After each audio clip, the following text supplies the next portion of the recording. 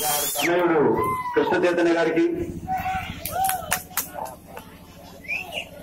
మా బాబాయ్ గారు అటువంటి వంగవీటి మోహన్ రంగ గారితో అతి సన్నిహితంగా మెలిగినటువంటి ఉగ్రాల సీతారామయ్య గారికి, ఈ గ్రామ పెద్దలకు, సర్పంచులకు, ఎంపీటీసీలకు అందరికీ కూడా హృదయపూర్వక నమస్కారాలు తెలియజేసుకుంటున్నాను.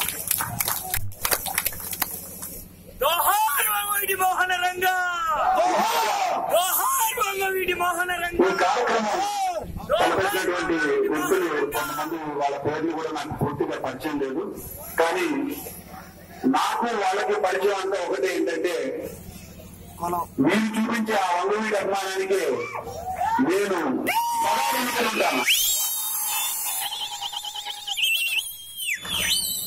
దారి పొడవుతా మీరు చూపించినటువంటి అభిమానంలో ప్రతి పువ్వు రేఖ కూడా నాకు సంబంధించింది కాదు,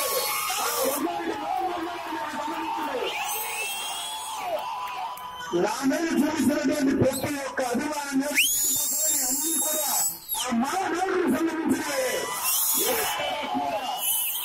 ఎక్కడ కూడా అది నాకు సంబంధించినవి కాదు అని నేను ఇవాటికి కూడా ఎన్నో మీటింగులు చెప్పడం జరిగింది.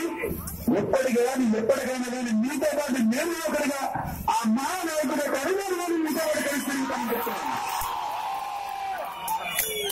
అయితే 30 సంవత్సరాల క్రితం చనిపోయిన ఒక వ్యక్తిని ఎన్ని సంవత్సరాలుగా ఆరాధిస్తున్నామంటే ఎందుకు?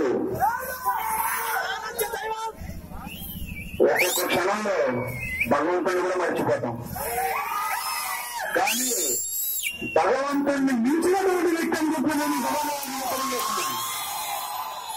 ఆయన ఆశయం అట్లాంటిది. ఆయన ఒక ప్రతి ఒక్క పేదవాడికి ఒక అన్న తమ్ముడు, ప్రతి ఒక్క ఆడపడిచికి ఒక అన్న అని పిలిపించుకున్నటువంటి అతి గౌరవమైనటువంటి స్థానం నాకు తెలిసిన వరకు ఆంధ్ర రాష్ట్రంలో కాదు, ఈ దేశంలో ప్రపంచంలో ఎక్కడ అని చెప్పి తెలియజేస్తున్నాను. ఇన్ని సంవత్సరాలు లేనటువంటి ఇటువంటి అరుదైనటువంటి గౌరవం ఎవరికి దక్కుతుంది? మీ జన్మల పుణ్యము ఆ మహానుభావుడు మీ అందరి అభిమానిగా గుండెల్లో కూడి పెట్టుకున్నాడు.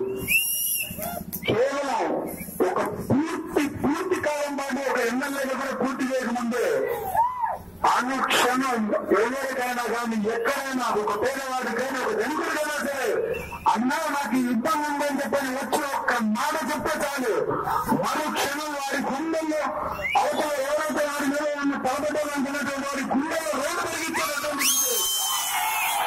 అది వంగవీటి మోహన్ రంగ గారంటే. అలాంటి ఒక ఆశయాన్ని